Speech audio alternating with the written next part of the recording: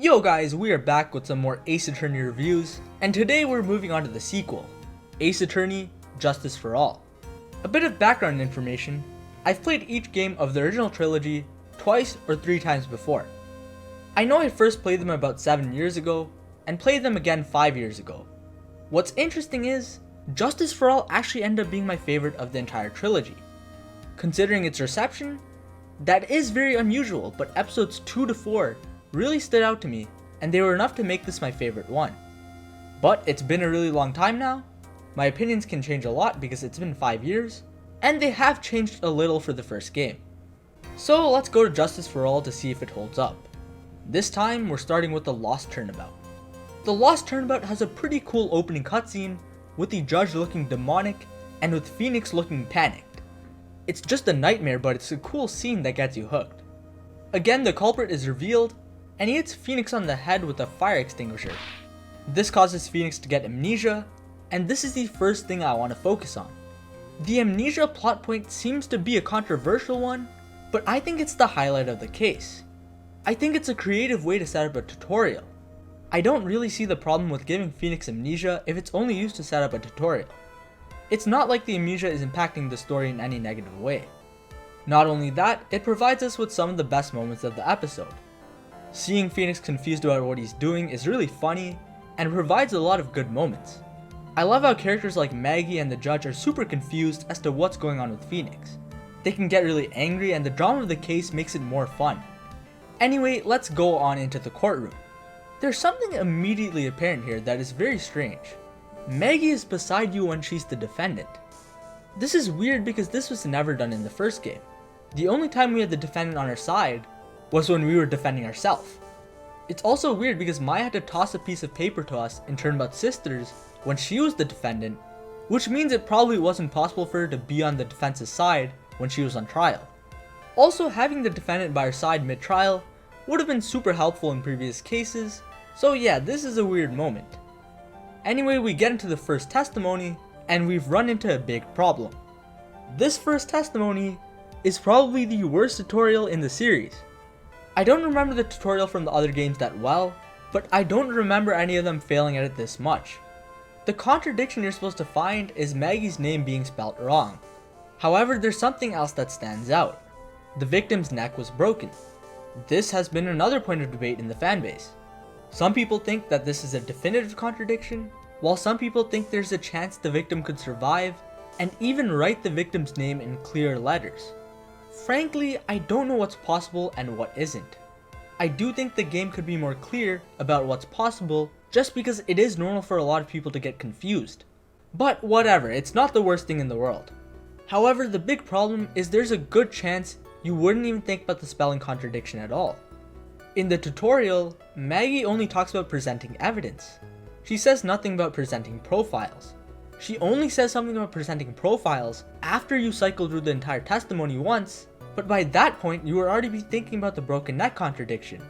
This could have been easily fixed if she emphasized that you had to present a profile for this specific testimony before we had their cross-examination. What's even worse is that Justice for All is the first Ace Attorney game where you can present profiles freely. Yes, you could present profiles in Rise from the Ashes, but it was only when the game allowed you to. You never had the choice to present profiles whenever you wanted. Now you do, and the game doesn't teach this element properly. Yes, this is a retrospective and I remembered this contradiction, but I still have to think of this from the perspective of someone coming into the game blind, and I checked to see if other people got stuck on this, and yes, there were people who lost on the first testimony of the game, and that should never happen. The second testimony is good. It shows how pressing can advance the case by giving you more evidence. It's also good that the judge doesn't rule out the fact that the victim was the one who wrote the name, because the misspelling of the name does not prove with certainty that the victim didn't write the name. The third contradiction is about how Dustin wrote the dying message with his right hand, but we can prove he's left-handed because of the baseball glove. This contradiction is good, but it can be criticized for involving outside knowledge to understand what's wrong. I think the first game did a really good job at making sure players understood the clues before going into the cross-examinations. For example, in Turnabout Goodbyes, the game teaches the player about ballistic markings before you have to use that information in the trials. However, in this case, there's a chance someone playing this doesn't know anything about baseball. They might not know that a left-handed person needs a right-handed glove.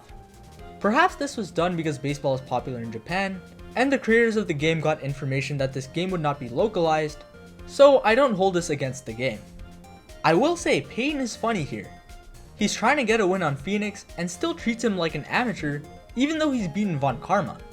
Well, Payne puts up a better fight this time around, so the case doesn't end in 30 minutes like the first Turnabout does. Then we get to see the culprit, Richard Wellington, and he's very normal.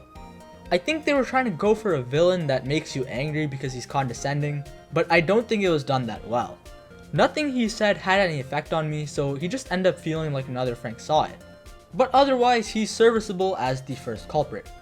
Getting back into the courtroom, we have some good contradictions.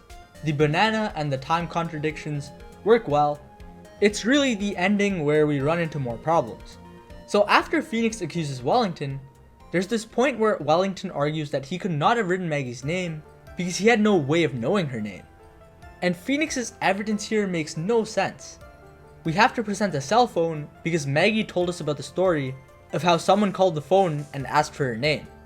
The problem here is Phoenix is just telling the court information that Maggie told him. This isn't proof at all. What if Maggie's lying? What then? And this isn't a recording of the conversation either, because if it was, we run into a problem later in the case where we don't know who has what phone. If Phoenix was showing a recording of the conversation, we would already know that he has Wellington's phone. So Phoenix is essentially just saying things that can't be proven, and the court is just running with it for some reason. Also, Phoenix gets his memory back and calls his phone, and Wellington realizes that he took the wrong phone. I really don't know how Wellington screwed up this badly. Like, bro, this guy's phone was literally ringing in Phoenix's hands when he went to recover it. How did he mess up that badly? Well, overall, this case is decent. It has its ups and downs. I will say I do like some of the character work. Yes, I don't think Wellington was good, and Maya was just kind of there, but I do like everyone else. I really like Maggie as the defendant. I like her adoration for Phoenix as a lawyer, and her more hyper personality. Her adoration for Phoenix also did a good job of showing that Phoenix is no longer a rookie, and is also quite popular in the legal world. This makes sense, because the guy literally took down Manfred von Karma. I think she's a slightly better defendant than Larry was in the first Turnabout, even if Larry was pretty good as well. I also think Gumshoe had a lot of funny lines, and it was a great idea to link him to the defendant. Gumshoe's adoration for Maggie makes him go through a range of emotions from sadness to anger and overwhelming joy. I also like how they re-established a lot of his character. You get to learn about how he's always underpaid, you get to see his airhead moments, and you also got a lot of funny lines, such as the time where he tries to hide his crush on Maggie after the judge calls him out. Phoenix also has a lot of good moments where he rediscovers himself and what he's supposed to do by finding contradictions.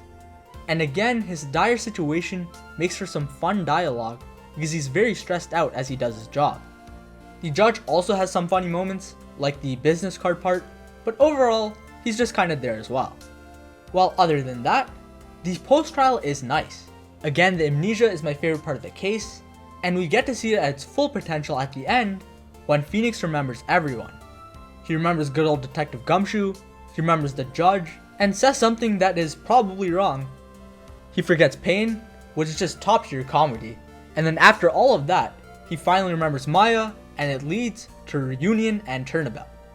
So overall, this was a decent tutorial. It wasn't good, but it wasn't bad either.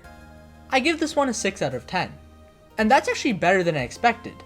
This is the only tutorial, so the next 3 cases have much more of an impact on the game as a whole, and I'm excited to see how they go. So, see you all then.